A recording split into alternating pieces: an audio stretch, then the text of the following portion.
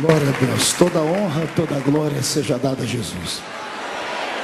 Cumprimento os irmãos com a paz do Senhor. Quantos estão felizes hoje aqui? Escolha uma pessoa bonita do seu lado e dê um sorriso para ela. Abra sua Bíblia comigo, Mateus capítulo de número 26 e o versículo de número 36. Está escrito assim: E em seguida foi Jesus com eles a um lugar chamado Getsemane, e disse a seus discípulos: Assentai-vos aqui enquanto eu vou ali orar. E levando consigo a Pedro e aos dois filhos de Zebedeu, começou a entristecer-se e a angustiar-se. E então lhes disse: A minha alma está profundamente triste até a morte. Ficai aqui e vigiai comigo.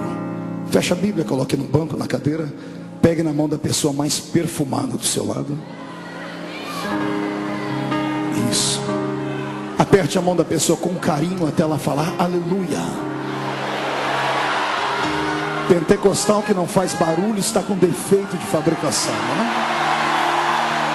Vamos orar mais uma vez. Pai, eu te exalto, eu te glorifico. Eu glorifico a sua majestade porque eu sei em quem eu tenho crido.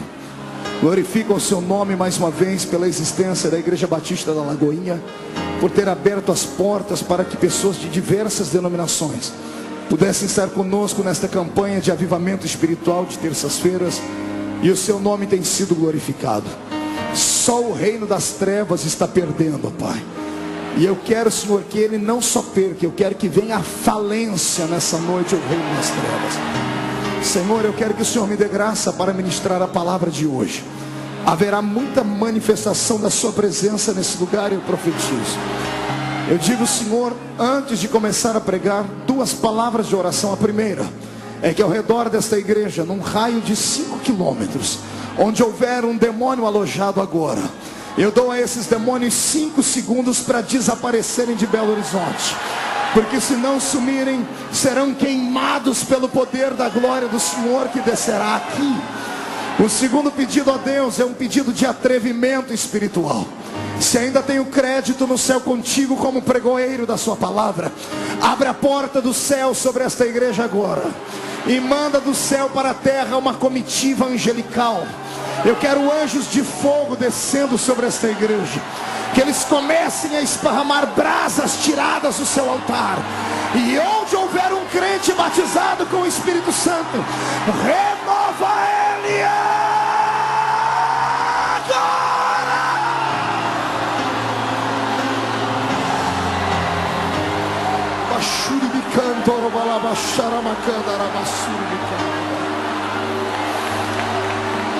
Fala conosco nessa noite, Senhor. Fala conosco. É o que eu te peço agora, em nome de Jesus. Amém e amém. Os que podem, tomem o seu assento, por gentileza. Senhoras e senhores, noiva do Cordeiro, simpatizantes da nossa fé, amigos que estão dentro e fora do templo, pessoas que gentilmente deixaram seus afazeres de hoje para adorarem a Jesus conosco aqui. Eu pedi a Deus uma palavra para esta noite, e o Senhor me deu uma palavra muito séria, muito forte. Uma palavra que vai mudar a sua existência, que vai fazer você entender qual é a função que tu tens no reino de Deus. O Senhor hoje vai fazer você caminhar pelo tapete da sua revelação. E eu profetizo que antes da metade dessa mensagem, você já não vai mais estar sentado aí, vai estar voando na presença do Deus de Israel. Quem acredita em palavra profética, dê um grito de glória. Eu também creio. Então vamos começar a mensagem. A mensagem de hoje tem um tema. Diga para o seu irmão: aperta o cinto, que vamos decolar agora. O tema dessa noite é esse: íntimos de Deus. Dá para repetir comigo? 1, 2, 3. Canto de olho para o irmão da esquerda, desconfiado. O da direita, olha lá atrás. O da frente, e responde para mim: você acha que o irmão que está do seu lado tem intimidade com Deus ou não? Vamos descobrir hoje aqui. O Senhor me deu um texto que é um dos textos mais belos e mais emocionantes da Bíblia Sagrada. A entrada de Jesus dentro do Getsemane. momentos que antecederam o seu julgamento pela mão de Pilatos, pela mão de Herodes, pela mão de Anás, Caifás, pelo julgamento das pessoas, das massas, enfim. Momentos antes de tudo isso acontecer, o Senhor Jesus convidou os seus discípulos para subirem com ele ao monte da oração. Em um outro evangelho diz que o Senhor, tendo terminado de cantar um hino, convidou eles para subirem ao monte da oração. Um outro evangelho diz que o Senhor convidou todos os seus discípulos para estarem com ele orando. E aqui no evangelho que nós lemos de Mateus, mas de forma detalhada, o Senhor divide a sua oração em dois tempos. Primeiro ele leva todos os seus discípulos a um monte. Ele leva os 12, ou melhor, a história diz que foram apenas 11. Um dos 12 nesse dia arrumou um a fazer. Deve ter dito a Jesus: Senhor, eu tenho que pagar uma duplicata no centro da cidade, eu sou tesoureiro do grupo, não dá para ir. E por isso ele não foi. Judas, ele tinha outra coisa a fazer. Os 11 subiram com Jesus ao monte. Mas aqui no evangelho de Mateus, o Senhor diz que, convidando todos eles, ele deixou 8 deles parados em um canto e disse: ficai aqui, porque eu vou mais à frente orar. E indo orar mais à frente, ele levou consigo 3 homens: Pedro, Tiago e João. Pedro e os 2 filhos de Zebedeu. Aqui começa a mensagem desta noite. Poderia o Filho de Deus fazer acepção entre os seus servos? Sim ou não? Jesus fazia acepção entre aqueles que o seguiam? Tinha uma escala, tinha uma hierarquia? Alguém era melhor do que alguém? Ele amava mais alguns do que a outros?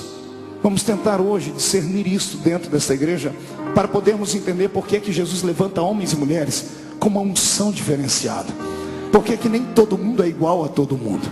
O Senhor não faz acepção quando se trata de salvar o ser humano. Para salvar o homem, ele libera o seu grande amor. Ele salva incondicionalmente o grande, o pequeno, o gordo, o magro, o negro, o branco, o asiático, o avermelhado. Jesus é salvador de toda a humanidade. Para salvar, ele não faz acepção, mas para usar no seu reino, para liberar uma unção especial, para dar um ministério de impacto. Aí o Senhor vasculha a alma do ser humano e encontra algumas coisas que nos outros ele não conseguiu encontrar. Deus hoje vai mostrar por que é que você é perseguido, por que é que você não consegue alcançar os seus sonhos, por que é que você já está crescendo, por que é que uns são quentes, outros são congelados. Vamos descobrir hoje aqui. Tudo é uma questão de intimidade com Jesus de Nazaré. Amém? Vale mais um glória a Deus aí? Mas antes de entrar no contexto, no texto da mensagem, pastor Márcio, eu queria aqui falar com a inteligência dos mineiros, que mineiro é muito inteligente. Tentar aqui hoje descobrir o que é que os homens viam em Jesus para segui-lo. Imagine você que convencer um americano é muito difícil, porque ele é muito patriota. O reino da América do Norte é cercado e ladeado por muitos heróis. Toda nação que tem história e tem heróis, muito dificilmente eles vão se curvar diante de alguém. Raramente você verá um inglês se curvar diante de outra nação, porque eles são uma nação antiga, são carregados de heróis. Se partirmos para o outro lado do mundo, você vai ver que é muito fácil influenciar um africano, porque é um continente que infelizmente tem muito poucos heróis. O brasileiro está quase na mesma escala. O brasileiro não tem heróis. A nossa nação não tem heróis. Por isso sofremos a influência do mundo inteiro. E eu não estou mentindo. Pergunte ao seu filho que estuda o nome de pelo menos 5 heróis brasileiros. Os neurônios dele vão começar a derreter e no máximo ele vai conseguir falar 3: Tiradentes, Marechal Cândido Rondon e Zumbi do Quilombo de Palmares. Passou disso, raramente vamos lembrar de algum herói. Eu sei que você vai dizer: pastor, somos uma nação nova, temos apenas 500 anos. Eu sei disso, mas o problema não está nisso. O problema está no nosso passado. Todo ser humano precisa se espelhar em um herói. Todo ser humano que cresce precisa ter diante dele uma imagem a ser seguida. Não uma imagem de escultura, não um Deus, ou um semideus, ou um pseudo-deus, mas alguém que possa representar para ele algo que ele possa desejar ser no amanhã. Os nossos filhos acabam se espelhando em nós que somos pais. Os seus filhos e os meus filhos às vezes acabam se espelhando em heróis que ele acaba assistindo na TV. Isto aqui vale uma história muito abençoada. Quando eu era pequenino, pequenino é ótima essa, né? Não cresci muito, mas eu morava na Vila Tatu, lá da minha cidadezinha, e a gente era muito pobre. Pobre de marré. Era tão pobre que a gente não tinha dinheiro para nada. Então a gente criava os nossos brinquedos. E no fundo da minha casa tinha uma goiabeira. Quem conhece goiabeira aqui? Deixa eu ver. Todo mundo é da roça, igual a mim. Uma goiabeira. Quem conhece goiabeira aqui? Deixa eu ver. Todo mundo é da roça, igual a mim. Pois bem, tínhamos uma goiabeira no fundo da nossa casa. E eu tinha 2 amigos particulares, o Tom e o Jerry. Nada disso. Tom é porque a mãe dele colocou o nome dele de Everton. E Jerry porque a mãe era apaixonada por um cantor da jovem, média, velha guarda. Jerry sabe tudo, hein, crente? Glória a Deus. Esse aí. E aí íamos nós 3, eu, o Tom e o Jerry. E a gente ficava debaixo daquela goiabeira criando situações, inventando brincadeiras. E você sabe que mente de criança é fértil. E um dia, um dos 3, besta, porque só besta para ter uma ideia dessa, em cima da goiabeira dissemos assim: vamos brincar hoje de Liga da Justiça. E um dos 3 disseram assim: hoje nós vamos brincar de Liga da Justiça. Cada um escolhe um herói. E aí falamos: e aí, que nós... Em cima da goiabeira alguém disse: olha, isso aqui agora é a espaçonave dos Super Amigos. E de repente um fez um barulhinho e arrancou uma folha da goiabeira e disse: recebemos agora uma mensagem lá do Pentágono.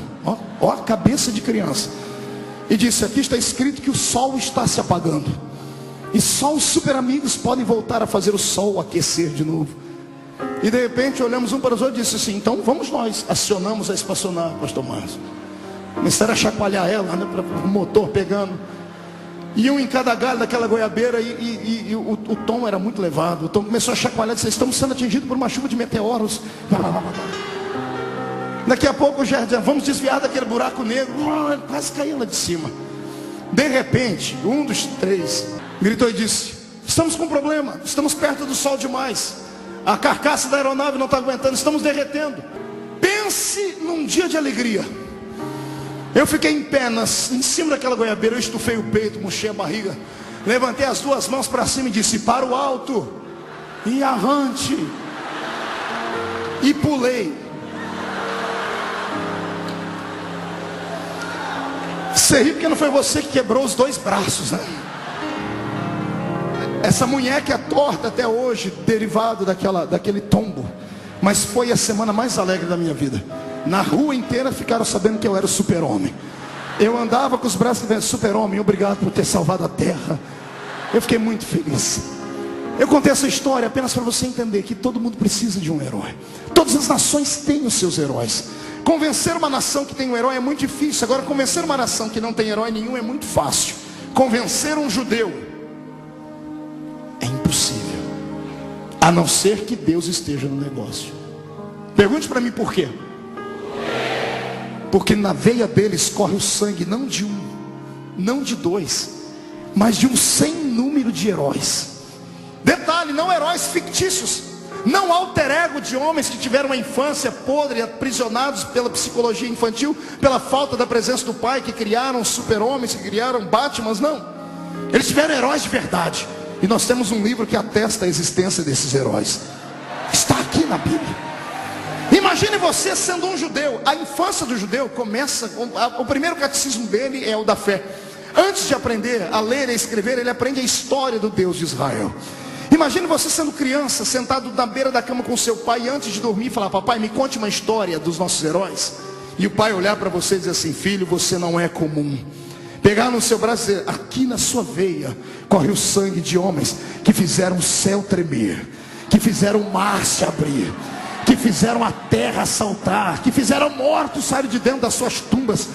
Todo garoto judeu crescia com seus olhos brilhantes. Por que é que você acha que todo judeu se dá bem em tudo que faz?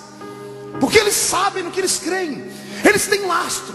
Eles sabem que nasceram para a vitória e ponto final. Eu não conheço um judeu pobre. Se você conhecer algum, me apresente ele. Só todo judeu é inteligente. Eles estão sempre na frente de tudo. Por quê? Porque eles têm heróis a serem seguidos. Pastor, o que o senhor quer dizer com isso? Eu quero dizer que não são só eles que são inteligentes, não são só eles que são abençoados. Eu tenho aqui hoje o novo judaísmo santo. Eu tenho aqui o novo Israel. Se eles têm 1 milhão de heróis, nós não precisamos de 1 milhão, temos apenas um. Ele é maior do que todos os outros juntos. Ele coloca todos os outros no seu bolso. Ele é tão grande que os pés dele estão dentro da Batista da Lagoinha hoje, e o seu rosto está diante dos anjos que cantam: Santo, Santo é o Senhor dos exércitos.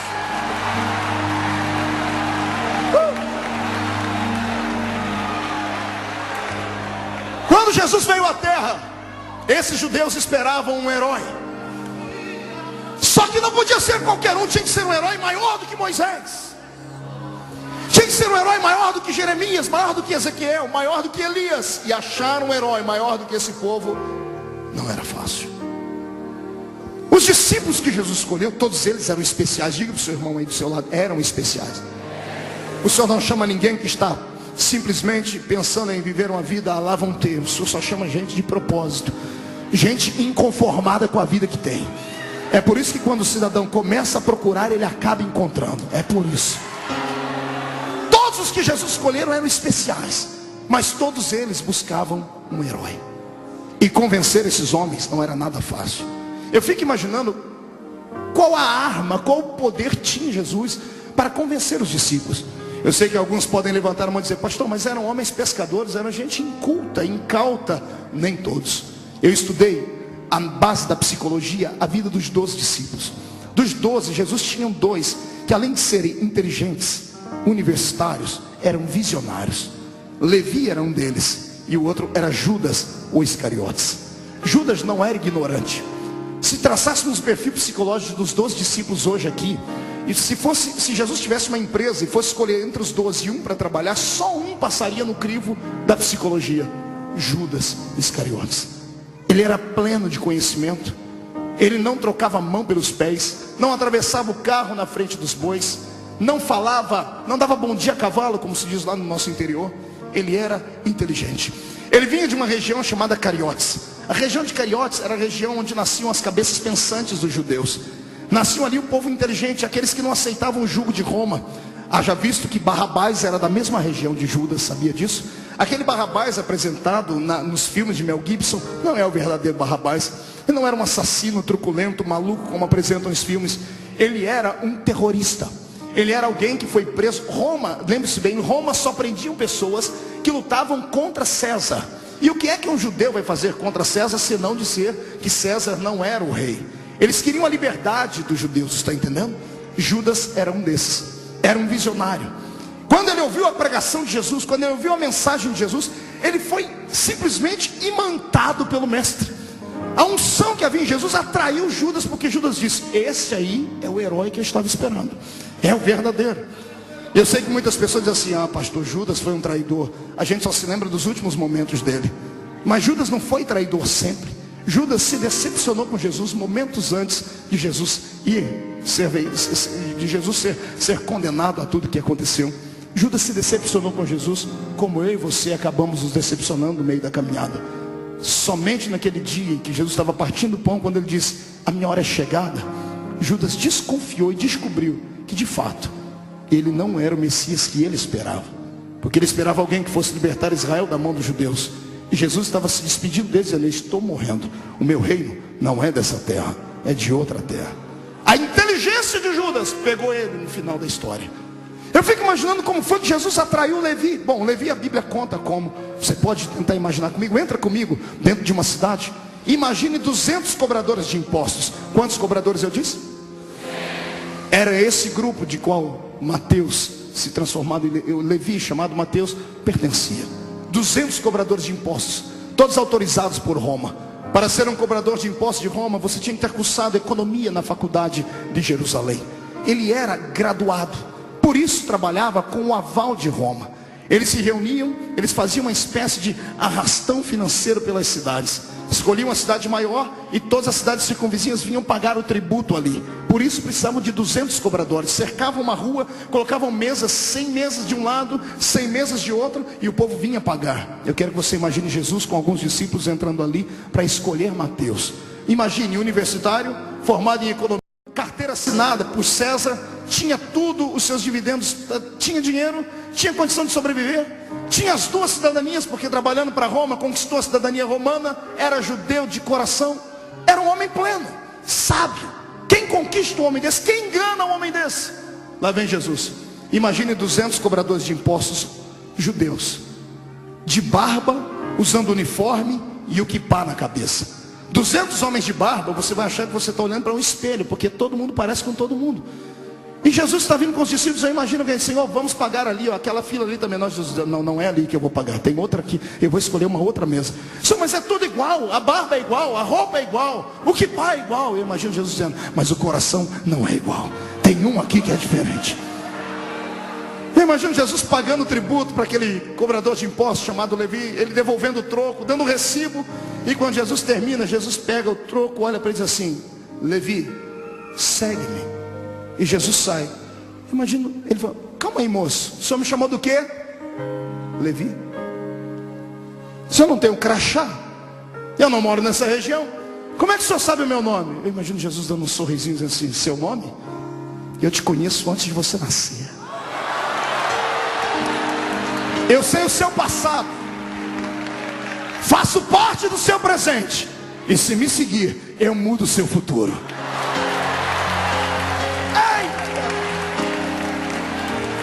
Jesus está indo embora e Levi está aqui, a carteira assinada, uma profissão bem feita, família. O que tinha Jesus para atrair esse camarada? Ele não era comum, ele só atraía gente especial. É por isso que quando eu prego dentro de uma igreja como essa, eu fico alegre, porque eu prego para a nata. Eu não estou pregando para o resto, estou pregando para aquilo que há de melhor. Está entendendo? Eu provo para você que você é melhor. Quando Jesus quer revelar alguma coisa muito séria, muito importante, quando ele quer revelar o futuro para alguém nessa cidade, ele não procura a casa dos mais ricos, dos grandes magistrados, dos grandes políticos, só se for cheio do Espírito Santo. Jesus prefere subir o morro, prefere entrar na favela, prefere ir lá na casa do BNH. Ele prefere olhar para você com 2 dentes na boca, um para doer, o outro para abrir garrafa. Mas quando ele fala: filho, você diz: fala, Senhor, porque o teu servo... Mão direita para cima, dá um bate no peito até fazer barulho. Olha para o irmãozinho do seu lado, mas olha de cima para baixo agora. Diga para ele assim: ó, eu não sei você, mas eu sou especial. Diga: especial com E maiúsculo. Não fui eu quem escolhi ele, foi ele quem me escolheu. Só quem tem certeza disso, jogue a mão para cima para...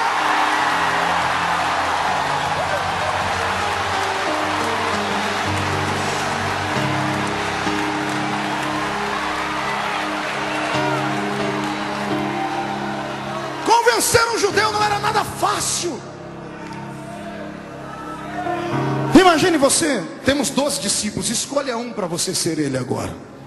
Encarne um agora, no bom sentido da palavra. Escolha um discípulo para ser. Ninguém quer Judas. Olha que eu expliquei a história dele, contei, nem assim.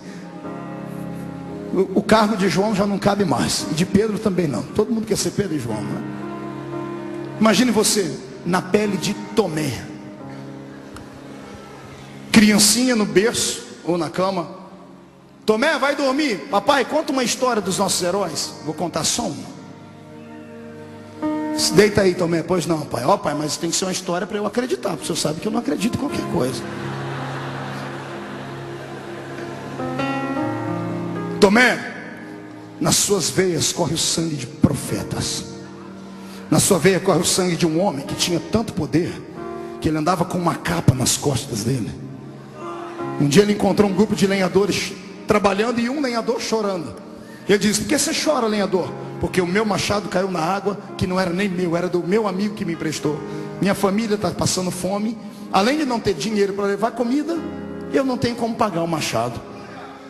Tomé, o seu herói, seu ancestral, pegou essa capa, rodou ela para cima e deu um grito: onde está o Deus de um outro herói? Onde está o Deus de Elias? Ele disse: moço, cadê? Onde foi que o machado caiu? O senhor vai entrar dentro da água? O senhor sabe nadar? É claro que não. O senhor sabe respirar dentro da água? Não. Não pergunta, me diga onde é que está o machado. Está ali, senhor. Machado! Flutua. Os outros lenhadores param. O pai contando a história, enfeitando. Filho, os outros lenhadores pararam e começaram a rir. É louco esse cidadão? Ele não conhece a lei da gravidade. A lei da gravidade estabelecida pelo cosmos diz que tudo que é pesado fica embaixo. O ferro é mais pesado na sua anatomia do que a água. Ferro não flutua. Filho, o profeta só deu uma olhadinha para dizer assim: o meu Deus criou a gravidade. machado, que era de ferro, eu não sei se virou isopor, plástico ou papel, flutuou em cima da água. O rapaz entregou o machado na mão dele, e o nome do Deus de Israel foi glorificado.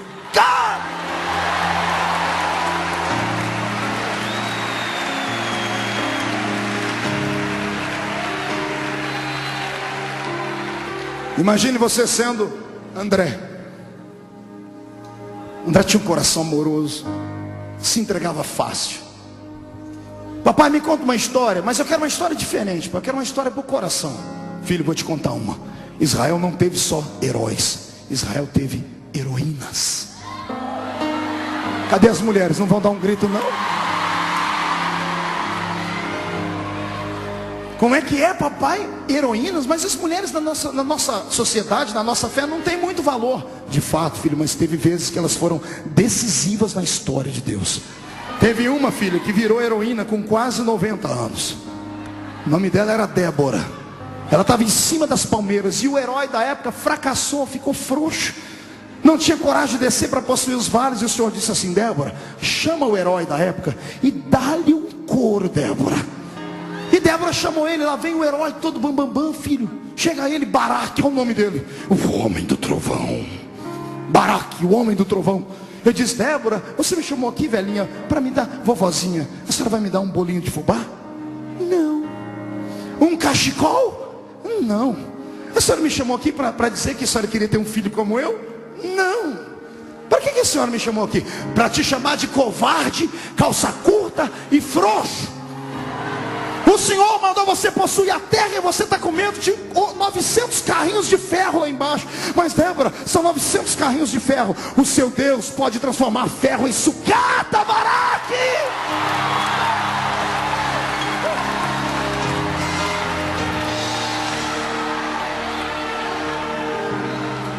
Lá está André. E aí, pai? E aí que Baraque, filho, nosso herói, saiu correndo. Ficou atordoado, que a mulher falou na unção. Quando ele estava no meio do caminho, ele parou e voltou. Débora, o que foi? Desce comigo. Mas eu não consigo pegar a espada, levantar, não consigo brigar, eu tenho 90 anos. Você não precisa pegar a espada, só a sua presença, a sua fé, a sua arma não está no exterior, está aqui dentro. Se você vier comigo, eu desço para aquela batalha e a vitória será nossa.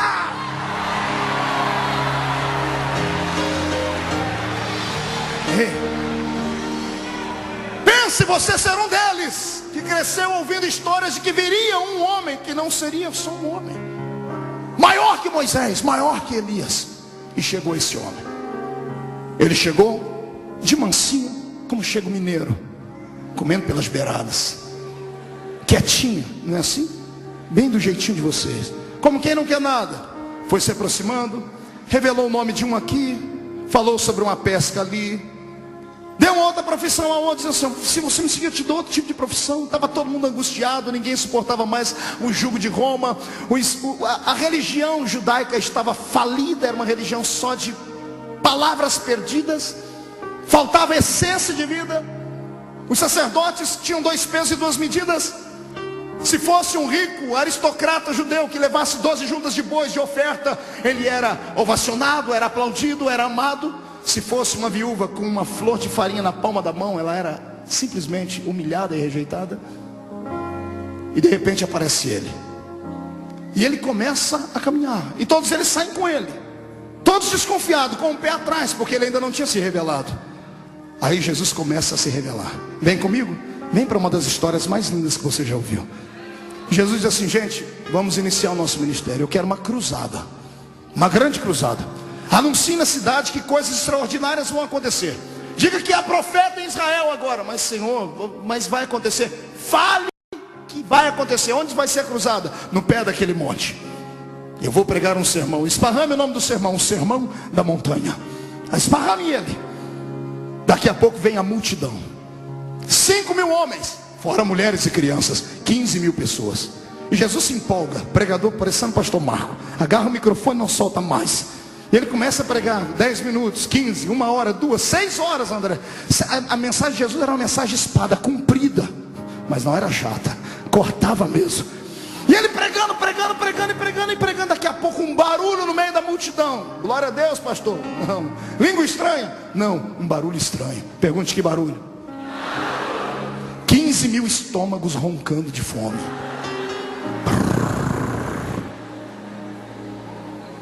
Os discípulos se reúnem e dizem assim: gente, o negócio está ficando feio. Alguém pede uma palavra: Senhor, para o sermão um minutinho. Jesus fala: o que está acontecendo, Senhor? Está na hora de mandar esse povo embora. Por quê? Porque, Senhor, já é tarde, eles estão te ouvindo o dia inteiro, não tem comida. E Jesus olha para eles assim: olha, dê vocês de comer. Pedro: Judas, que foi? O mestre está mandando dar de comer para a multidão. Senhor, ninguém dizimou esse mês. Ninguém ofertou. O dinheiro que tem não dá para comprar comida nem para a gente. Como é que nós vamos alimentar 15 mil pessoas? Jesus diz: se vira. Senhor, não tem jeito. Aí Jesus diz: então agora vocês vão começar a me conhecer. Mande a multidão se assentar. Se assentam em grupos de 50. Grite no meio da multidão: quem é que tem comida aí? Tomé diz: Senhor, uma hora dessa ninguém tem mais comida não. Pergunte, não custa perguntar. E os discípulos: alguém tem comida? Alguém tem alguma coisa de comer? E de repente lá no meio da multidão levanta um rapazinho. A Bíblia diz que era um rapazinho. E ele diz assim: olha, eu tenho 5 pães e 2. Não, faz igual, fala igual está na Bíblia. Faz biquinho e tudo. 5 pães e 2. Que lindinho. Por que você acha que a Bíblia diz 5 pães e 2 peixinhos? Rapaz, na linguagem dos judeus, rapazinho, era uma criança de 10, 11, 12 anos de idade. O que aquele garoto tinha era uma lancheirinha. A mãe saiu para ouvir Jesus pregar e levou a criança junto e fez uma lancheirinha para ele. E criança encontra outra criança e ficam brincando. O menino não estava prestando atenção na mensagem, estava brincando com as outras crianças. De repente se aproxima da mãe e esqueceu de comer. Você sabe como é que é criança levada: brinca, esquece até de comer. E de repente, quando alguém pergunta: alguém tem comida? Levanta a mãozinha do garoto: eu tenho, Senhor. Eu não sei quem foi, se foi Pedro, se foi Tiago, eu sei. O que você tem aí, garoto? 5 pães e 2 peixinhos. Deixa eu ver. Bom, é de comer. Senhor, fale. Consegui. O que? 5 pães e 2 peixinhos. Traga aqui. Então o problema está resolvido. Senhor, o que foi? Os 5 pães que eu falei, eu tenho que explicar. O que não é pão bengala. Era lanche de criança, concorda comigo ou não? Diga para o seu irmão: era 5 pãezinhos assim e 2 peixinhos. Ei, é peixinhos, não é dourado. Era lambari. Sério. Aí Jesus pega e diz assim: gente, vamos começar o processo do milagre. O que, Senhor? Milagre. Vocês entraram na escola de milagres. Se aproximem aqui, vejam como é que funciona. Eu imagino 2 começando: gente, alguém já acha um lugar para a gente sair correndo? Veja a melhor maneira da gente escapar. Já cerque, veja se alguém arrume um burro, um jumento, um cavalo, um negócio, porque vai virar tumulto isso aqui. E Jesus, empolgado, pega os pães, os peixinhos, afaga a cabeça do garoto, pega o primeiro peixe e divide em 2. A senhora aqui da frente, para a senhora um pedacinho, a senhora para o outro. Alguém aqui do lado de Jesus cochichando, dizendo: Senhor, falta 5 pães e 1 peixinho. Ele pega o peixinho e reparte esse pedaço para o Senhor. Senhor, 5 pães. Jesus pega a primeira bisnaguinha 7 boys e parte no meio. Um pedacinho para a senhora, um pedacinho para o Senhor. Senhor, 4 pães. Sinal de alerta: arrume o caminho, nós temos que fugir daqui. Mais um, Senhor, 3 pães. Mais um, Senhor, 2. Mais um, Senhor. Que foi? Desespero. Só tem um. Jesus fala, eu imagino Jesus falando: era aqui que eu queria chegar.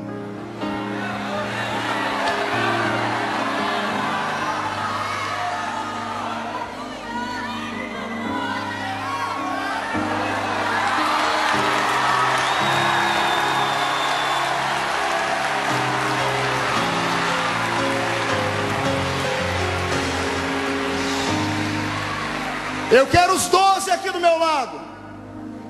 Jesus parte o pão e diz: Pedro, esse primeiro é seu. Pedro pega o pão, e quando está todo mundo olhando para esse pão, quando eles tiram o olhar desse e olham para esse está inteiro ainda. O que aconteceu?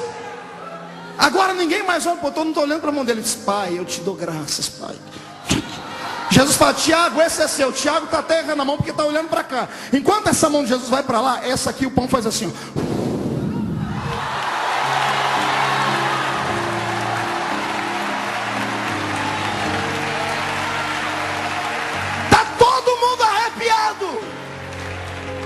Ele repartiu o pão e agora tem 13 pedaços de pães. Quantos pães? 12 na mão dos discípulos e um na mão dele. E agora? Jesus vai dizer assim: gente, me ajuda. Ajudar o que, senhor? Vamos fazer milagre. Mas senhor, a gente não sabe não. Ei, vocês não precisam saber, vocês estão perto de mim, eu ensino. É assim, ó, pega o pão, faz assim, ó, graças te dou, graças te dou. Pedro, cresceu aqui, cresceu aqui. Tiago cresceu aqui também, cresceu aqui.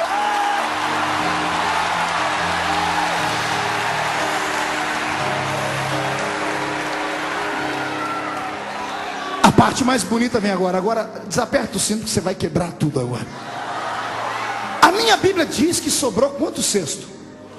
Pergunta para o seu irmão: por quê? Por quê? Depois que eles alimentaram todo mundo, cada um arrumou um cesto e ficaram brincando de fazer milagre. Quando acabou o cesto, aí parou. Não tem mais cesto para encher. Aí parou o pão. Cada um pega um cesto, vai Jesus na frente, dando uma risadinha por dentro, e atrás vem os 12, cada um com o cesto. Que homem é esse? Gente, tá aqui, ó, 12 cestos. Ai, Jesus! Eu profetizo na autoridade do Mestre, que a unção de fazer milagres que Ele liberou sobre aqueles discípulos, vem sobre a minha geração. Agora!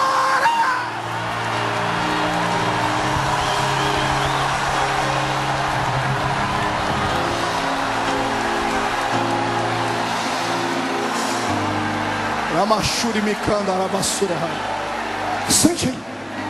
Você descobriu desde a primeira vez que eu preguei aqui: eu não sou um grande pregador, eu sou um bom contador de histórias. Foi todo mundo dormir, Jesus dormindo num quarto separado, e no outro quarto os 12. Entre lá dentro agora. Imagina a conversa dos 12.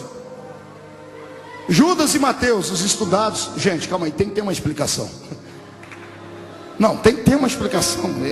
Será que foi fermento? O que será que foi? Eu imagino Pedro dizendo: larga a mão de ser besta, vocês dois, rapaz. O homem é o homem, é o cara, ele é o cara. A gente estava esperando ele. Não, Tomé, não, eu só acredito se acontecer mais algumas coisas aí. Jesus está do outro lado, do lado divino dele, escutando tudo que eles estão falando ali dentro. Jesus diz: espere amanhã, espere amanhã. Acorde manhãzinha. E aí, estão preparados para quê? Vamos para a escola de milagres. Bora, bora, senhor. O que nós vamos fazer hoje? Hoje nós vamos atravessar o mar, porque eu quero ir do outro lado. Mas senhor, é longe. Não interessa, eu sou o chefe, eu mando. Vem, todo mundo. Eles entram dentro do barquinho. Judas está lá, irado, dando as últimas moedinhas, pagando a embarcação do táxi. O que ele vai fazer do outro lado? Tem tanta gente para ser ganha aqui. Ele entra e Jesus diz assim: gente, olha, a caminhada foi difícil, eu passei a noite orando. Eu vou ficar aqui na polpa do barco dormindo um pouquinho, ok? Quando chegar do outro lado, vocês me acordem. Eu imagino Jesus arrumando o travesseiro, dormindo e morrendo de dar risada por dentro. Porque como homem, ele só sabia o ali, mas o Deus que estava dentro dele, o Cristo que enchia aquele Jesus, sabia tudo. Então ele já sabia o que ia acontecer. Daqui a pouco, levanta uma tempestade, e vento, e água, e sopro, e grito, e desespero. 12 discípulos, cada um com um balde, tirando água lá de dentro. Gente, está na hora de acordar ele. Está não, rapaz, vamos, a gente já está passando, está nada, está fechando o tempo. Daqui a pouco a gente não dá mais, temos que chamar ele. Mas chamar, o que ele vai poder fazer? Bom, pelo menos ele morre com a gente. Senhor, Senhor. Eu nem acredito que ele estava dormindo. Acho que ele estava só igual mineiro, com o olho aberto, todo fechado. O que foi? O que foi? Senhor, uma tempestade. Tempestade, cadê? Aí, Senhor, essa tempestade? Isso é uma brisa. Não, Senhor, a água parecendo um copinho. Senhor, ajuda a gente. Claro que eu ajudo. Lá vem Pedro: Senhor, o quê? Um balde. Para quê? precisa ajudar a gente, tira a água daqui. Eu lá preciso de balde, rapaz, dá licença. Vocês não me conhecem ainda. Jesus sai da polpa e vai lá para a proa do barco.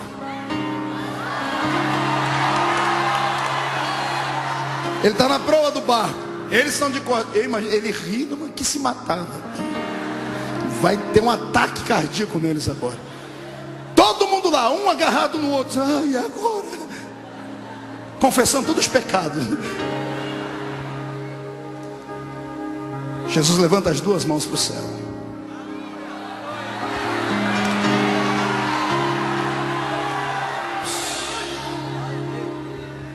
E ele grita. Ele ordena.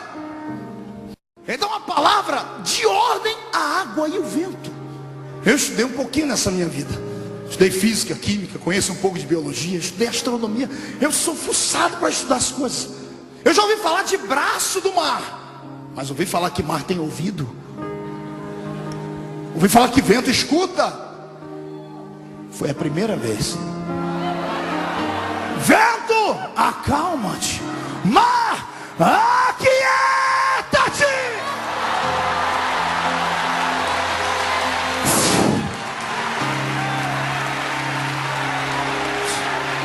Parou tudo. Ele vira para trás. Posso dormir agora, senhores? Homens de pouca fé. Lá vai ele, se ajeita no travesseiro. E os 12 estão lá. Que homem é esse? Que até o vento e o mar obedecem.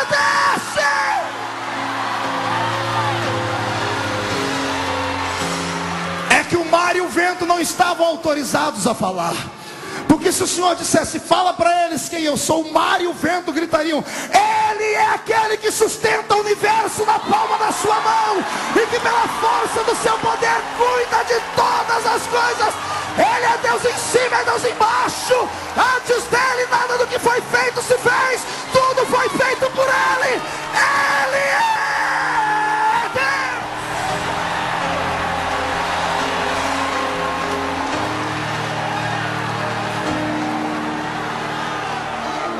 Pastor Márcio, eles até esqueceram o que foi fazer do outro lado do mar.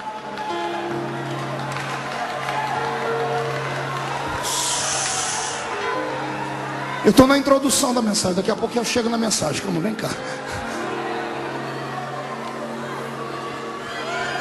Jesus está dormindo num quarto, os outros num canto. E ele dizendo, e agora, gente? Dá para acreditar nele? Tomé, está melhorando. Ô Tomé, não, pode ter sido um vento contrário que soprou, uma nuvem quente que se esvaziou da nuvem fria. Jesus do outro lado dizendo, amanhã eu me revelo. Acorda, toma um café da manhã. Senhor, onde nós vamos hoje? Hoje nós vamos por aí. O que nós vamos fazer? Escola de milagres. Hoje eu vou fazer uma coisa com vocês que vocês nunca viram. E vocês vão aprender hoje parte do meu caráter. Vocês vão encontrar hoje um dos grandes inimigos da humanidade. E vocês vão ver o que é que eu sou capaz de fazer com ele. Vamos. E Jesus chama todo mundo para cantar um hino. O hino da Batista da Lagoinha ainda. Está todo mundo cantando. Quando chegam numa grande avenida lá de uma grande cidade, eles viram a esquina, vem a caravana da vida cantando. Se depara com a caravana da morte. A caravana da morte vem trazendo um féretro dentro de um esquife. A caravana da morte só tem tristeza. Uma mulher chorando lá do caixão. E um sacerdote miserável, que fazia o enterro dos filhos das judias viúvas, caminhava 10 metros longe do caixão. Sabia disso? Aprenda. Quantos metros o sacerdote andava longe do caixão? Pergunta para mim, por quê, pastor? Porque o sacerdote era muito puro e santo. Não tocava em coisa morta. Queria acelerar o processo do enterro do defunto. Não se preocupava com o coração da pessoa que ficou. E quando Jesus entra, ele entra na frente do cortejo fúnebre. Ele olha para trás, não tem mais ninguém, todo mundo saiu de perto, porque a lei é universal, mundial. Todo mundo sabe que quando um cortejo fúnebre está andando, todos têm que abrir espaço para passar. Respeito não por quem foi, mas por quem ficou, que está ficando sozinho. Jesus não sai da frente. Volta todo mundo aqui, Senhor, mas vamos ser presos. Ninguém é preso perto de mim, volte. Vou ensinar vocês hoje o que é que eu faço com a morte quando eu encontro ela. Só vou dar um recadinho para você. Você já se perguntou por que na crucificação Jesus morreu primeiro do que os outros dois?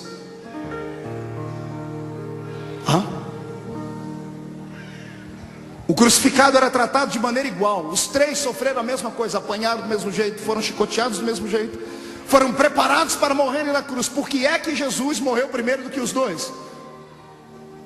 Porque ele era mais fraco? Porque ele carregava o peso de toda a humanidade? Não. Eu orei, e a resposta que veio aqui, eu acreditei em cima. Jesus morreu antes dos dois. Porque se os dois morressem primeiro do que ele, era morrer e ressuscitar. Nunca, pastor Márcio, a morte cruzou o caminho de Jesus e ficou lá dando risada. Todo morto que cruzou o caminho dele ressuscitou. Todo. Eu disse que todo morto que cruzou o caminho dele ressuscitou.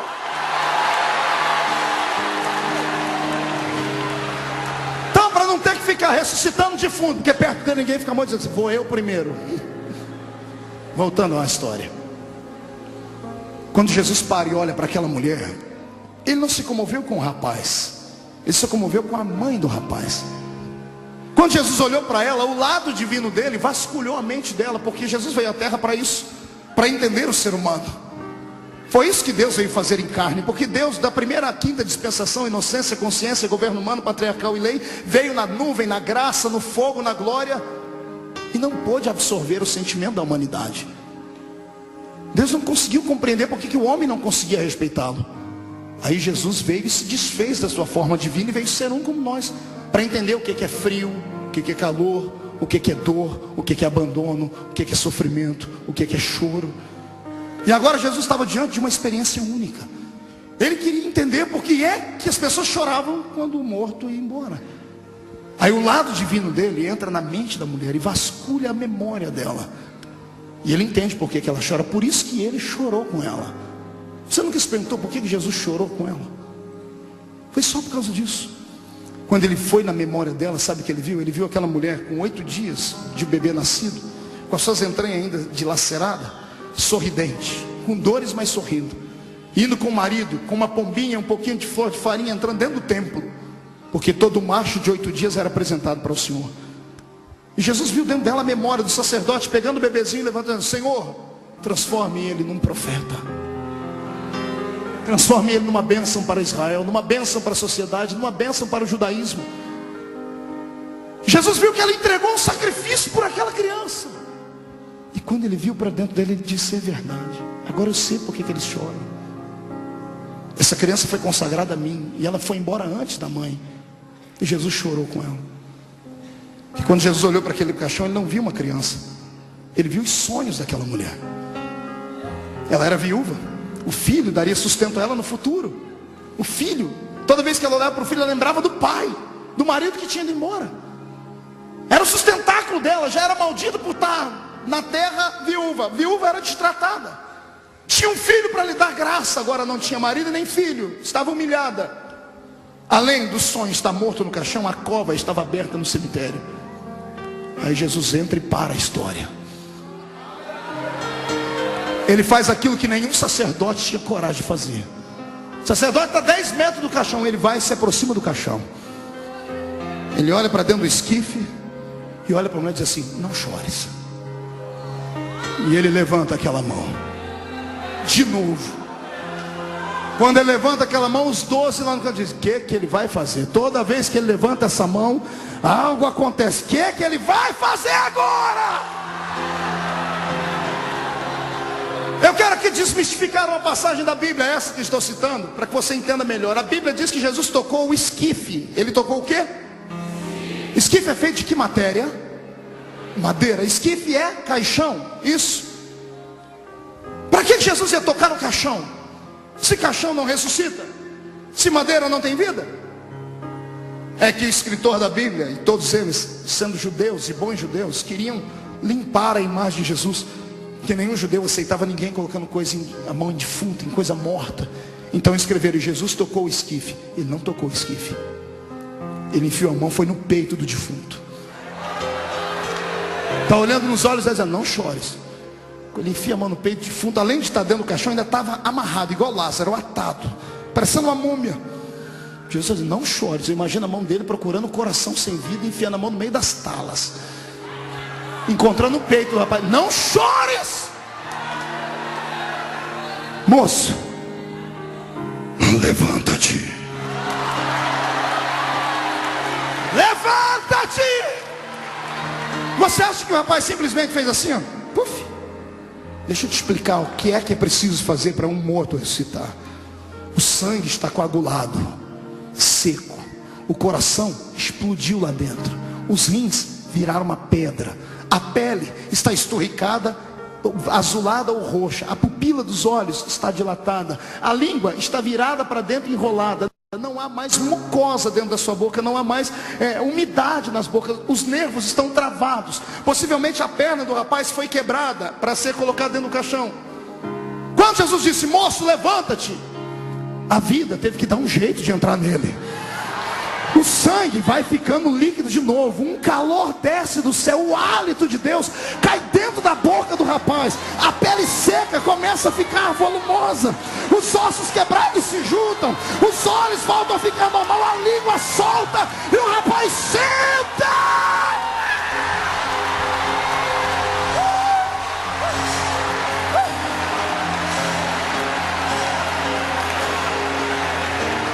Esse é o Jesus que eu sirvo. Como eu sempre cito toda terça-feira aqui, meu velho pai me ensinou um ditado: quem pode manda, e quem obedece é porque tem juízo. Você tem juízo? Me obedece. Levante as duas mãos para cima. Eu profetizo que nenhum dos seus sonhos, ainda que estejam mortos e atados, secos e quebrados, ainda que tenha uma multidão gritando, vamos enterrar, ainda que o coveiro já tenha cavado o buraco e lá está a lápide, o Senhor Jesus manda dizer que nessa noite Ele trava esse defunto e diz, vai voltar a viver, vai ressuscitar.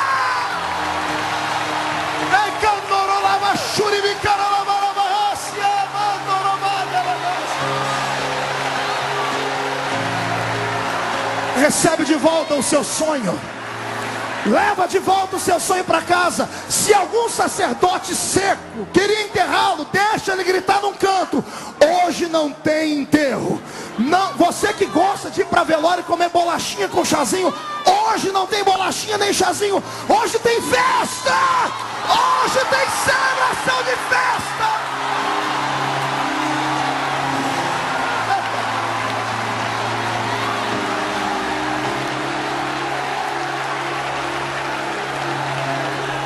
Olhe para o irmão do seu lado e pergunte para ele, depois disso, você ia acreditar que ele era um herói? Responda para o seu irmão. Contra fatos não há argumento. Ele era o Messias. Ele era o Messias.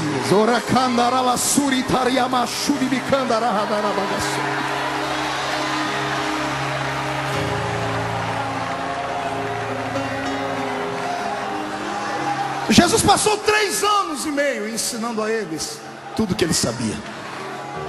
Ele mostrou a eles que tudo que um homem faz, o outro pode fazer. Ele mostrou a eles que se tiver unção, fé, comunhão com Deus, o impossível pode brotar. Ele graduou cada um deles.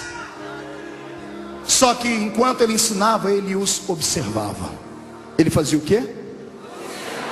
E sabe o que eu descobri? Vamos para a mensagem de hoje. Sabe o que eu descobri? Eu descobri que ele descobriu, no meio dos 12, 3 grupos distintos. Ele separou os 3 grupos. O primeiro grupo era o grupo dos seguidores. O segundo grupo foi o grupo dos amigos. E o terceiro grupo, o grupo daqueles que conseguiram intimidade com ele. Detalhe, todos são especiais. Diga para o seu irmão, todos são especiais. Só que diga, alguns são seguidores. São especiais, mas são apenas seguidores. São especiais, mas são apenas. O segundo grupo são amigos. E o terceiro, gente íntima, André. Gente que tem coragem de fazer aquilo que ninguém mais tem coragem de fazer. Os seguidores, Jesus não os isolou, os usou, se revelou a eles. Só que os seguidores estavam preparados para ver apenas coisas que todo mundo podia ver. O seguidor pode ver aquilo que é comum, mesmo que Jesus esteja operando um milagre, mas é um milagre comum. O seguidor pode ver ele mandar o vento e o mar parar, ver o morto ressuscitar. O seguidor pode ver e até participar da multiplicação dos pães. O seguidor pode ver ele expulsar um demônio, mas para por aí. Até para orar com ele, os seguidores ficam aqui embaixo. Por quê? Porque estão com ele, mas não se envolveram com ele. Gostam dele, mas não estão apaixonados por ele. Tem afinidade, mas não estão perdidamente loucos de paixão. Porque quem está louco de paixão faz qualquer coisa. Está entendendo? Quem é louco de paixão salta no meio das águas. Se é tu, manda eu ir. O seguidor olha para ele e diz: eu recebi poder. Jesus, eu fui naquela cidade pregar, não quiseram me ouvir. Eu posso mandar cair fogo do céu e destruir a cidade inteira? Não, calma, calma. Não, mas o Senhor deu poder? Dei, mas não é para isso, calma. Seguidor é racional. O que ama faz por paixão. O amigo é apaixonado. O amigo está com outro no meio de uma batalha, está apanhando, tem 15 homens batendo um amigo. Se é amigo verdadeiro, ele não esquenta, ele vai apanhar junto, mas não deixa o camarada sozinho lá. O seguidor pensa: bom, eu sou amigo, mas depois a gente conversa, a gente se vê depois. Nós temos esses três grupos dentro da igreja.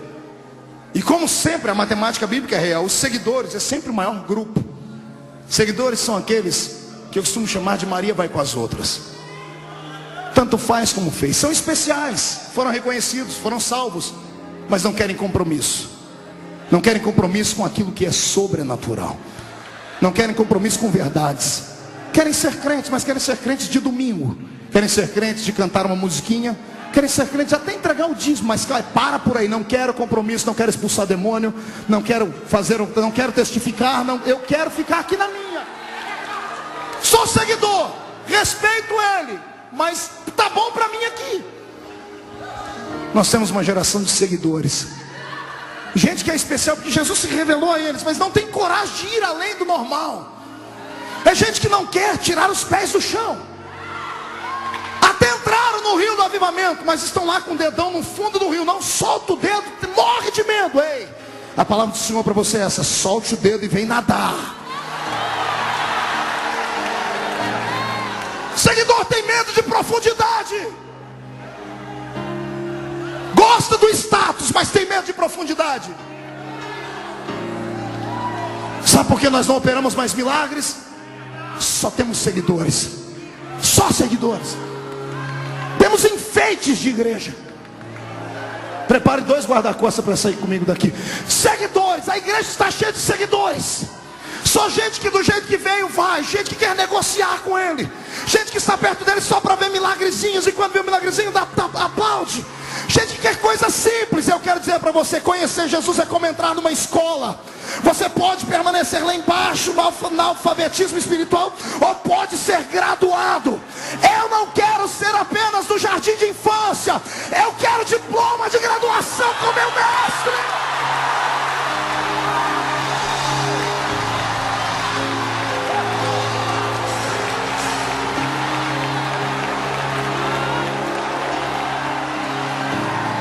Pastor, pois não.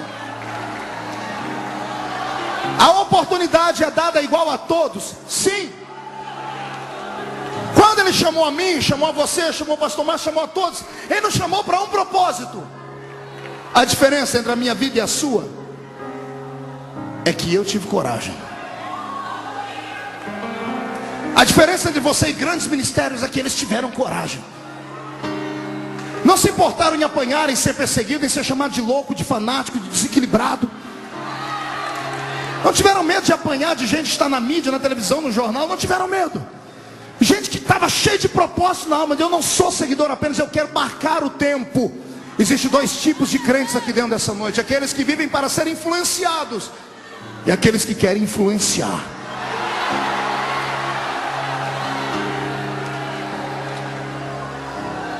Pastor, mas tá bom ser especial, ser seguidor, mas pelo menos eu estou no circuito dele. Sim. Só que você nunca vai crescer. Você vai ser como metade dos evangélicos desse país. Só acostumaram a ouvir, não sabem fazer. Tudo que conhece é porque ouve alguém dizer, não tem coragem de buscar.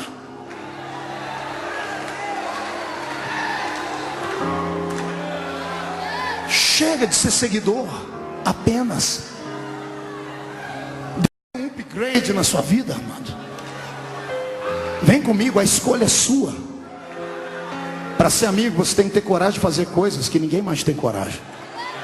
Mesmo que você faça coisas erradas por impulso. Mas é melhor errar tentando do que nunca tentar. É melhor bater com a cara no muro e voltar do que nunca ir. É melhor voltar e dizer assim, mas eu pelo menos tentei, do que ser igual a você que está na igreja há 500 anos. Não pisou, não viu o dilúvio, mas pisou no barro que sobrou na terra. Acha que tem todo o conhecimento aqui dentro e não sabe ganhar uma alma para Jesus. Só sabe murmurar e perseguir as pessoas, só sabe maldizer. Só sabe ver uma igreja crescer e dizer, aquilo lá é heresia, abrir as portas. Sai para lá, Satanás!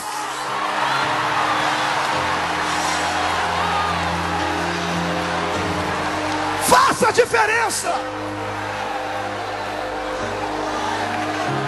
Ei, quer que Deus faça algo na sua vida que Ele nunca fez?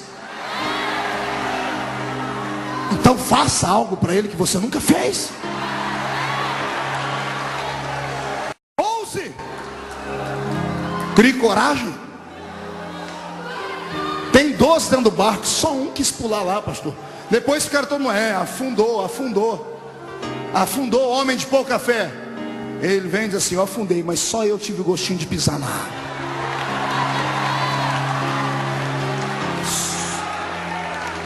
Todo mundo reclama do Jacó aleijado. Olha lá o aleijadinho, agarrou o anjo e saiu aleijado. Estou aleijado, mas recebi minha bênção.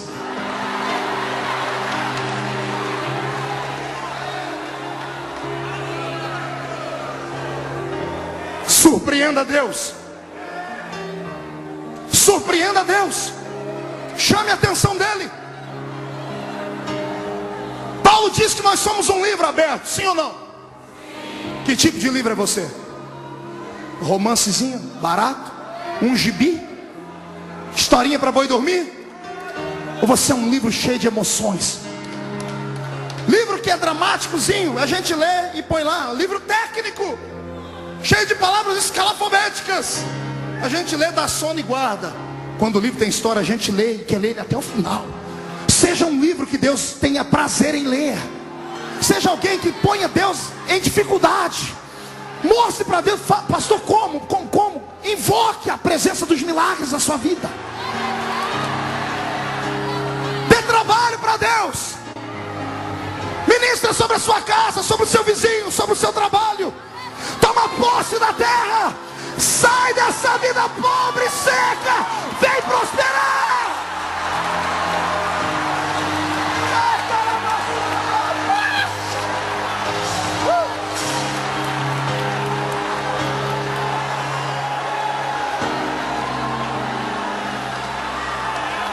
Os amigos caminham com Jesus até um certo ponto. Os seguidores vêm mais abaixo. Até para orar com Jesus, o seguidor tem que ficar mais embaixo. Tem 8 aqui. Jesus, vocês fiquem aqui. Eu vou ali para frente orar. Amigos, Jesus tinha 3 amigos. Nome deles? Aqui embaixo fala Pedro, Tiago, lá em cima João. 1, 2, 3, nome dos amigos de Jesus? Digo para o seu irmão, os restantes eram especiais, mas eram seguidores apenas. Pastor, o que amigo recebe? Além de ser repreendido, amigo vai mais longe com ele. a revelação é mais profunda. Seguidores veem só milagres simples. Amigos, Jesus olha para eles assim, ó, hoje eu vou revelar uma coisa muito profunda. Venham comigo, lá vem os 12. Pare, 9 e volte para trás. Eu quero só os que estão preparados para vir comigo. Pedro, Tiago e João, vem. Os outros ficam e eles sobem. O que ele vai fazer? Eles chegam em cima do monte e Jesus diz assim, fiquem os 3 aqui. Eu imagino Jesus dizendo, não corram, não gritem, não desesperem, não desmaiem, fiquem aqui, fiquem me olhando. E Jesus se afasta deles. Está dando para me ver? Sim, Senhor. Olha o que eu revelo para amigos. Ele abre os 2 braços e começa a flutuar. Começa a brilhar como reflexo do sol. O corpo dele é transformado num corpo glorificado. Ele está lá em cima voando, está os 3, um agarrado, o outro tremendo, querendo cair. Ele falou para não cair. Se ele está revelando é porque ele viu alguma coisa na gente. Senhor, Senhor, deixa a gente dobrar o joelho. Vai, dobra. Os 3. Eu imagino Pedro, Tiago e João. O que é isso? Ele voa. Meu super-herói voa.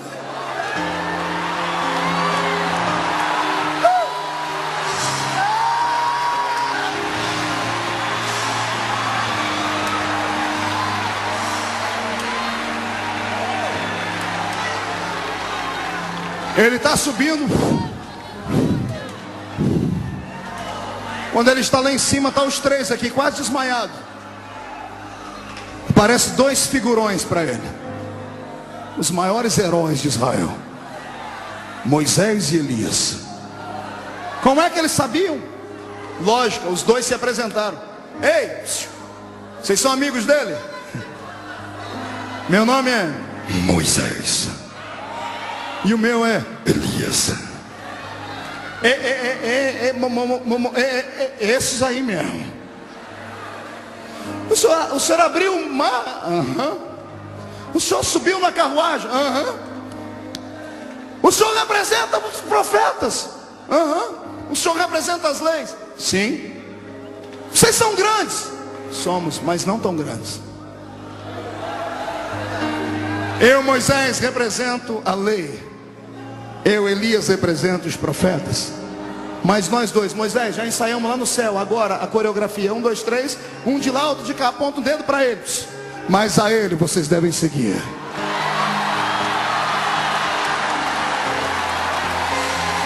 Ele é maior do que os profetas. Ele é maior do que a lei. Ele é a graça.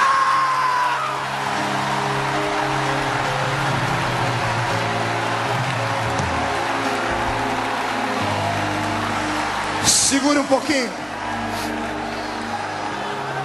Eu vou te explicar agora por que um irmão no nosso meio não chora, não grita. E por que o outro quase desmaia, quer pular de cabeça para baixo. É uma questão de intimidade. É amizade. Está entendendo?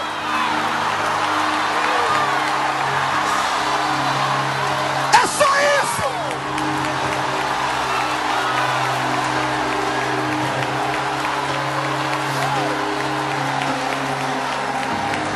Eu não maltrato os seguidores. Pastor Marcos, os irmãos que estão numa igreja tradicional, que não gritam, não pulam, não cantam, não oram, não acreditam em línguas, eles vão para o mesmo céu que a gente? Vão.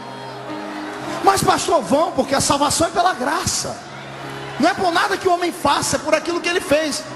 Ah, pastor, então eles pelo menos são equilibrados, ninguém mexe com eles. Comigo, que pulo, grito, me chamam de louco, desequilibrado. Eu vou ser um deles. Fica onde você está. Pergunta para mim, por quê, pastor? Quando a gente for arrebatado, todo mundo, quando atravessar o portão e chegar lá dentro, os irmãos nossos que são só seguidores vão ficar apavorados. Não acreditam em línguas, fogo, anjo, cavalo de fogo. Imagina entrar lá dentro, olhar para o trono, Deus é um fogo consumidor.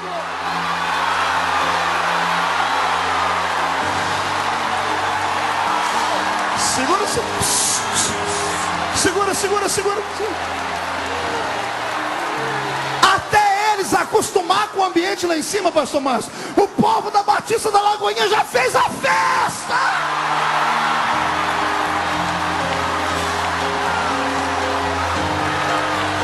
Aleluia! Estamos num tempo de avivamento.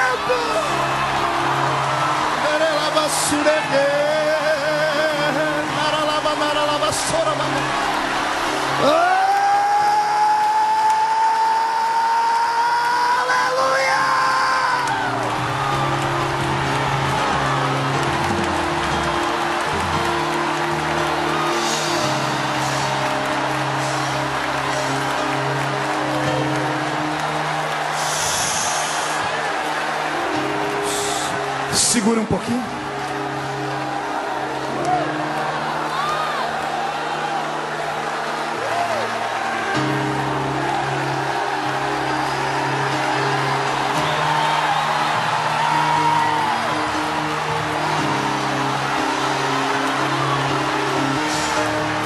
Senhor Jesus, onde houver um crente batizado com o Espírito Santo agora, aqui dentro, lá fora pelo telão ou em casa assistindo pela internet, enche eles até não aguentarem mais. Agora, já!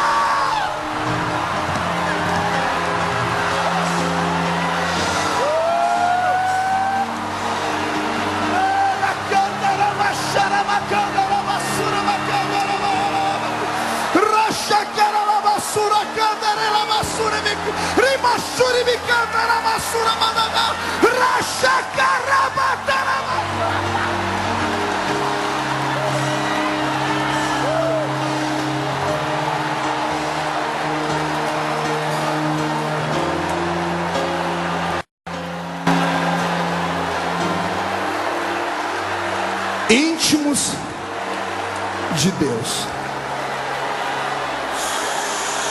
Segure um pouquinho. Sente.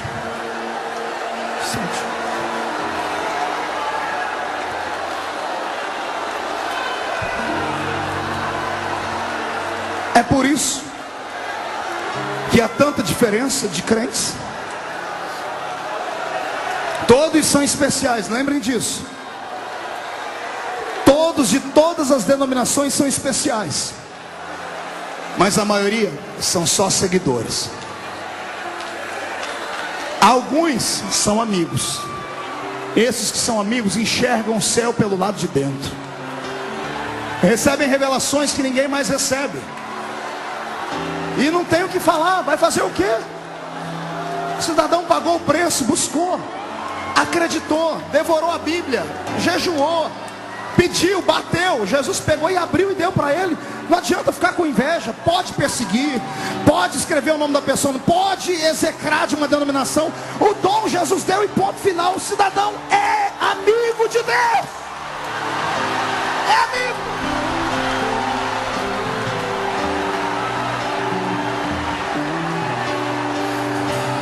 Segura aí, senão a gente não vai embora hoje. Olhe para cá. Já temos dois grupos, pastor Márcio e André: seguidores e... Dá uma olhadinha pro seu irmão de novo. Pergunta para ele aí: seguidor ou amigo? Diga, lembre, todo mundo é especial. De uma forma ou de outra a gente entra lá. Olhe para mim. Seguidores e amigos. Segure só um pouquinho. Agora eu vou te mostrar como faz para chegar no auge e ser íntimo de Deus. Os três amigos, onde Jesus ia, eles iam junto. Pastor, eu posso pedir para 3 pessoas subirem aqui? Preciso de três cidadãos de terno aí, ó. Deixa a Bíblia aí, deixa a Bíblia aí. Põe a Bíblia, vem cá. Vamos ver quem que é o mais bonito. Todos, né? Mas o senhor é o mais idôneo. Fique aqui. Não é velho, é idôneo. Esse aqui vai ser Jesus. Aleluia. Fique você dali. Pedro e Tiago, fica lá. Aqui está João.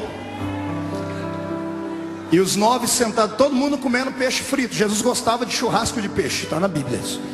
Ele era chegado em peixe. Não se estranhe se na boda do cordeiro tiver um peixe frito assado. Não se assuste. Fica aqui do lado dele. É para ficar do lado, cabra ruim. Fica um do lado aqui, isso. Todo mundo lá, mas os amigos sempre perto dele. Perto, mas não tão perto. Você é só amigo por enquanto. Os amigos estão aqui. Os seguidores e os amigos. Dia vai, dia vem. Dos 3 amigos, um começa a se aproximar mais dele. Estão comendo um peixinho frito, os outros 2 ficam parados. Mas tem um que... Outro dia, outro churrasco. Jesus está contando as parábolas, as histórias, ele pega. E os outros 2, dá uma olhadinha para ele aqui, faz uma carinha assim, cochicham contra ele. E ele está aqui. Ele não está nem aí para o que eles estão falando. Está aqui, pastor. No outro dia, a intimidade, eu já disse, a intimidade é uma coisa interessante. Além de estar aqui, eu quis andar. Seguro. No outro dia, ele está assim.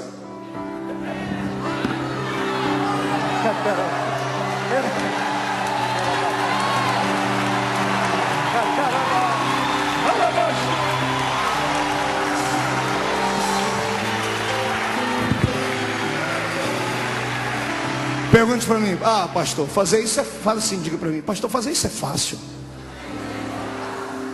Hoje, há 2000 anos atrás, ser judeu, você vê um judeu andar de mão dada com um homem. Se você vê alguém aí fora de mão dada com outro homem, você já fica todo malicioso, preconceituoso.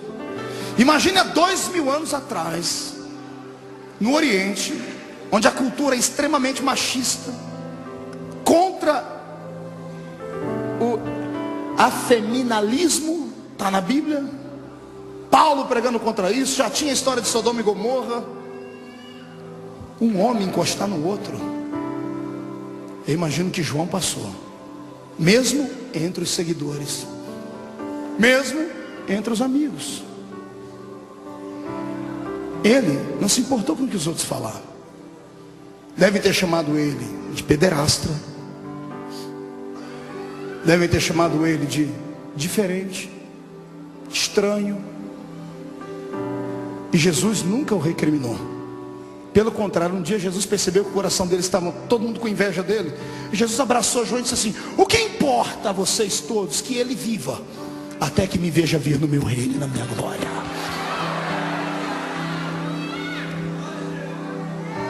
Seguidores e amigos todos tiveram morte truculenta.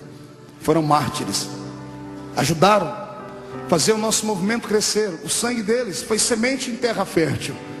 Louvado seja Deus pela vida daqueles homens que faleceram, com exceção, é claro, de Judas, mas que depois teve o seu cargo ocupado por um outro. Todos, sem exceção, foram martirizados, seguidores e amigos. Mas aquele que ficou íntimo, a morte não conseguia pegar ele. Ele pastoreou Éfeso, ele ensinou as igrejas. Ele que começou o ministério dele cheio como um evangelista: Senhor, eu quero mandar fogo naquela cidade e destruir.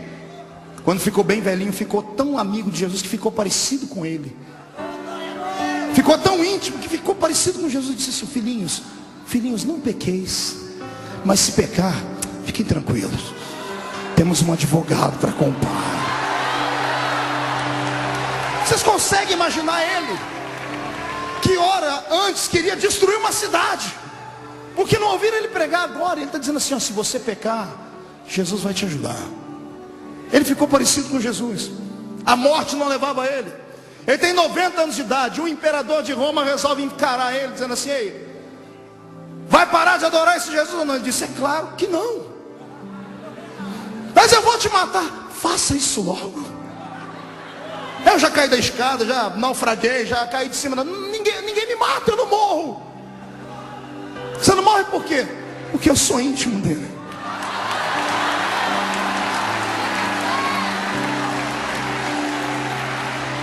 Um imperador de Roma fez assim com ele: ninguém te mata, a morte não te pega, não, pois eu vou dar um jeito.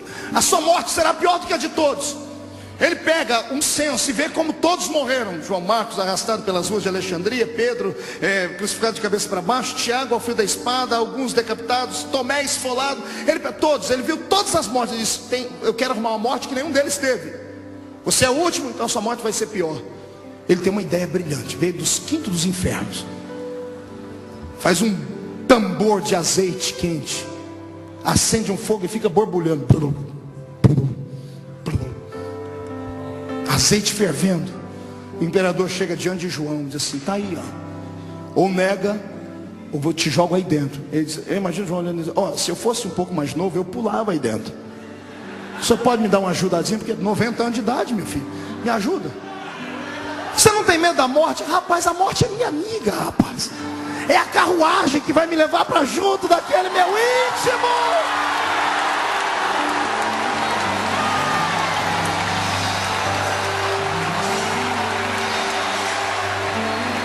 A tradição diz que quando jogaram João lá dentro, espanto para todo mundo.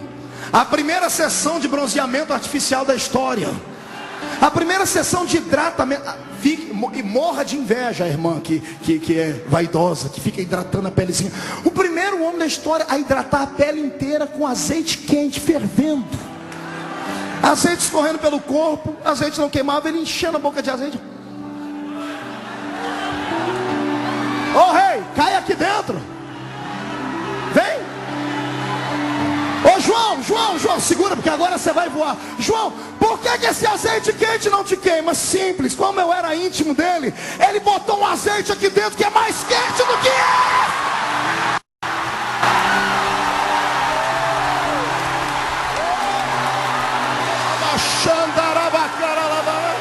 recebe um pouquinho desse azeite aí.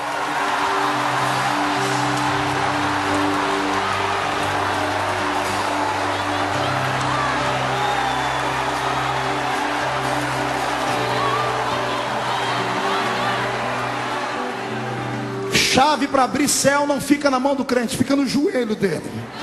Botou o joelho no chão, a porta se abre. Aí ele diz: eu estava de joelhos quando eu ouvi uma voz por detrás de mim. E eu virei para ver quem era. Era o meu íntimo. E ele estava bonito. Seus olhos estavam como fogo, seus cabelos como a lã branca, uma roupa branca no corpo e um cinturão de ouro no peito. O seu pé reluzia como latão que saía da fornalha. E da sua boca saiu uma espada com os dois fios, dizendo: João, quem é íntimo não fica na terra, sobe pra cá.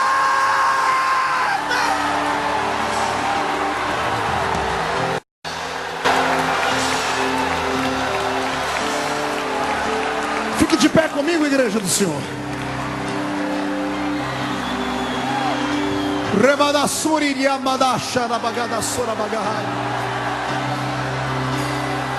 Pegue na mão do seu irmão. André, prepara aquela música do milagre para cantar. Pegue na mão do seu irmão. Olhe para mim. Quando eu era garoto na igreja, me chamavam de louco, fanático. Eu era o famoso espalha-rodinhas. Ninguém queria ser meu amigo, porque eu só sabia falar de Deus. Não aceitava piadas imorais, não aceitava carnalidade. Eu era chato, confesso. Mas eu não era porque eu queria ser, é porque eu sabia o que eu não queria ser. Eu não queria ser mais um. Tudo custa um preço. Está entendendo? A unção, a única coisa de graça que temos no reino é a salvação. De graça para a gente, porque alguém pagou um preço alto. A unção de Deus custa caro. Quer unção? Está preparado para ser excluído do hall de amizades?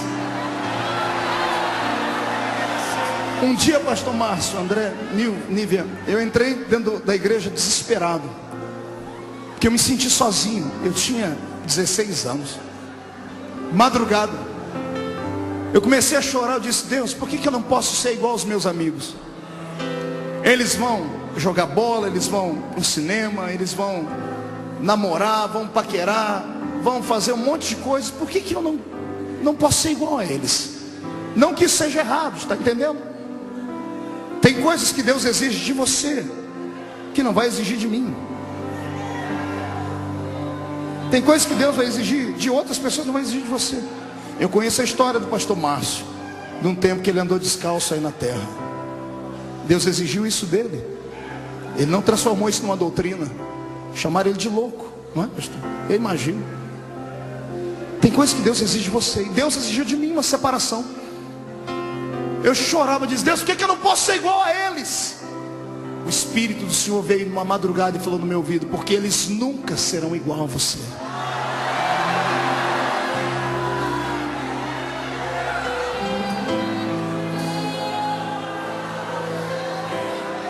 Todos os meus amigos que eram os paqueradores da igreja eram os moços que eram mais famosos.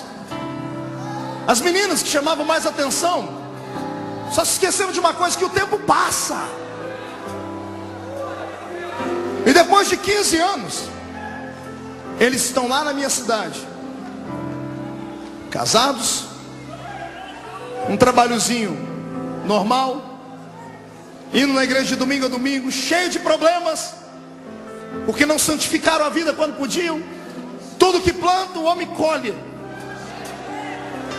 Os que me chamavam de louco, de fanático, quando eu estou na cidade, descobrem, eles ligam para todo mundo e enchem a igreja. Quando termina o culto, eles vêm me abraçam assim: por que eu não fui igual a você? Quantas vezes tem gente que já me pediu perdão 1 milhão de vezes. Por que eu te chamei de louco, de fanático? Deus está pesando a mão em mim. Diz: não, Deus não faz isso. Foi uma opção sua. Eu optei em ser diferente. Lembre-se, todos são especiais. Seguidor, amigo e íntimo. Mas só pode ter revelações profundas aqueles que pactuarem mais fundo com Deus. Nada que você faz em sacrifício ao Senhor fica em vão. Nenhum tipo de jejum que você faça, quer seja de palavras, quer seja de roupa, quer seja de comida, quer seja, se for para Deus, para ser uma pessoa diferente, não fica em vão. O Senhor marca em algum lugar no céu. Eu te convido hoje, mineiro, a mudar de vida, a deixar de ser só mais um seguidor. Eu te convido a se envolver com Deus. Posso dar um testemunho, pastor Márcio? A primeira vez que eu estive aqui naquele domingo, quem estava aqui no domingo que eu participei, a primeira vez, tinha um rapaz ali, ó, naquela galeria, um rapaz forte, e o Senhor me deu uma palavra de revelação para ele, da mente dele, que ele tinha uma veia entupida, e o Senhor estava mudando a vida dele. Hoje, quando eu cheguei de manhãzinha hoje em casa, de São Paulo. Eu moro no interior, moro a 500 quilômetros de São Paulo. Estou dentro do escritório, de repente eu vejo um rapaz sentado lá. Eu te conheço. Ele já começou a chorar: pastor, sou eu aquele rapaz que há 2 meses atrás, lá na Batista. Falei: o que você veio fazer aqui, rapaz? Vou vir mostrar para o senhor o exame, ó.